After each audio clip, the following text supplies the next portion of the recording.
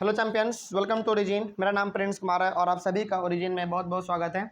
इस video lecture के through हम पढ़ने वाले हैं अपने बिल्कुल एक नए टॉपिक के बारे में, जिसका नाम है policies and programmes towards poverty alleviation. यानी कि गरीबी को ख़त्म करने के लिए इंडियन गवर्नमेंट ने समय समय पर अलग अलग प्रोग्राम और अलग अलग पॉलिसीज को उन्होंने लॉन्च करा था।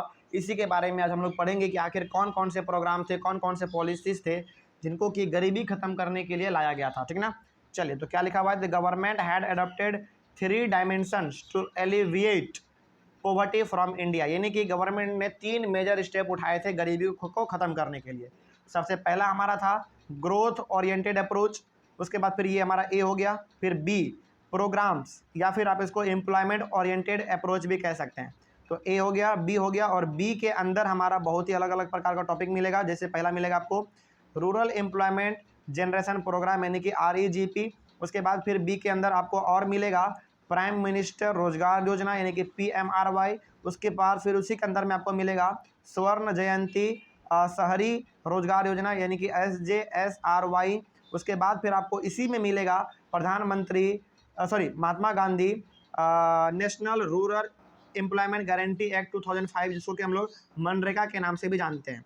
और उसके बाद फिर हमारा आएगा तीसरा सी नंबर, जिसका नाम है providing minimum basic amenities approach. और इसके अंदर भी आपको अलग अलग टॉपिक मिलेंगे, जैसे developing infrastructure and housing condition programme, उसके बाद नेशनल सोशल असिस्टेंस प्रोग्राम, उसके बाद फिर और आगे आपको मिलेगा प्रधानमंत्री जनधन योजना, है ना। उसके बाद फिर स्वर्ण जयंती ग्राम स्वराज स्वरोजगार योजना, ये भी आपको इसमें मिलेगा। यानी कि हमारे पास 3 मेन टॉपिक होंगे, ए, बी और सी।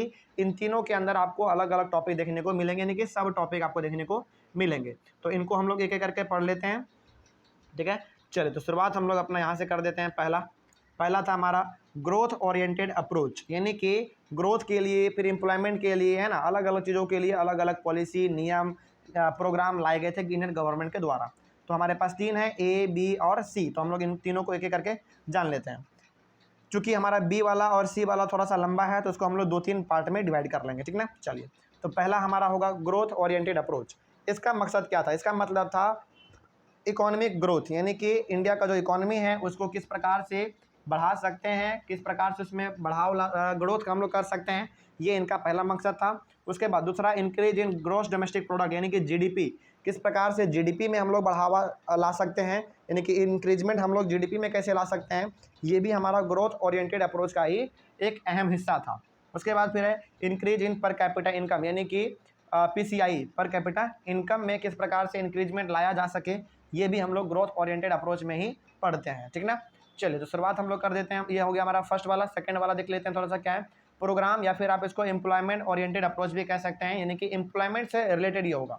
ये ऊपर वाला था हमारा ग्रोथ से रिलेटेड, है ना, ये होगा हमारा एम्प्लॉयमेंट से, यानी कि रोजगार से रिलेटेड होगा। तो the second approach initiated from the third 5 year plan. जब हमारा देश आज़ाद हुआ उस समय पे first 5 year plan, second 5 year plan, third 5 year plan हमारा लाया जा रहा था धीरे धीरे, यानी कि 5-5 साल का एक प्लान बनाया जा रहा था। और उसके अंदर किन किन कामों को ख़त्म करना है, इसके ऊपर टारगेट भी फिक्स किया जा रहा था, उसके ऊपर काम भी हो रहा था, ठीक ना।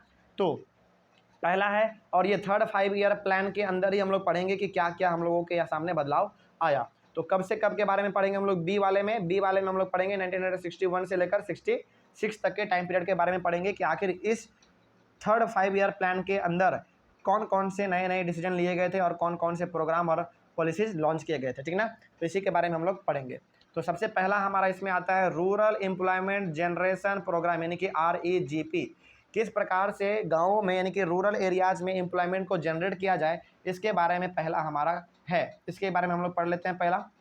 तो 8 एज सेल्फ एम्प्लॉयमेंट प्रोग्राम्स, यानी कि ये जो था ना हमारा रूरल एम्प्लॉयमेंट जनरेशन प्रोग्राम, ये था एक सेल्फ एम्प्लॉयमेंट प्रोग्राम। इसका मकसद क्या था? इसका मकसद क्या था, देखिए, it aims at creating self employment opportunities in urban areas. यहाँ पे अर्बन एरियाज नहीं होना चाहिए, यहाँ पे आप रूरल एरियाज कर लीजिएगा, क्योंकि ये रूरल के लिए था। लेकिन हालांकि नाम था रूरल, लेकिन यहाँ पे दोनों के लिए हो रहा था, अर्बन और रूरल दोनों के लिए हो रहा था, ठीक ना। नाम केवल था लेकिन दोनों के लिए यहाँ पे काम चल रहा था। तो मकसद इसका केवल ये था कि गांव के लोग अपने ही गांव में किस प्रकार से काम करके रोजगार को क्रिएट कर सकते हैं, है ना। वही लिखा हुआ था यहाँ पे सेल्फ एम्प्लॉयमेंट प्रोग्राम, खुद से वो लोग अपना रोजगार कैसे क्रिएट कर सकते हैं खुद से। लेकिन हाँ उसको रोजगार करने के लिए यदि कोई चीज़ का जरूरत पड़ेगा तो वो सरकार मदद करेंगी, ठीक ना। तो ये हो गया हमारा पहला टाइप बी वाले का, प्रोग्राम वाला और एम्प्लॉयमेंट ओरिएंटेड अप्रोच वाला। तो ये हो गया हमारा पहला rural employment generation programme. I hope आपका समझ में आ गया होगा। तो ये हमारा इसमें 2 ही पॉइंट था, उसके बाद फिर हम लोग इसका सेकंड वाले पार्ट को पढ़ेंगे, ठीक ना। चलिए तब तक के लिए thank you very much and have a nice day. और वीडियो ज़्यादा लंबा ना हो जाए इसलिए हम लोग इसको पार्ट में डिवाइड करके पढ़ेंगे, ठीक है। चलिए थैंक यू वेरी मच।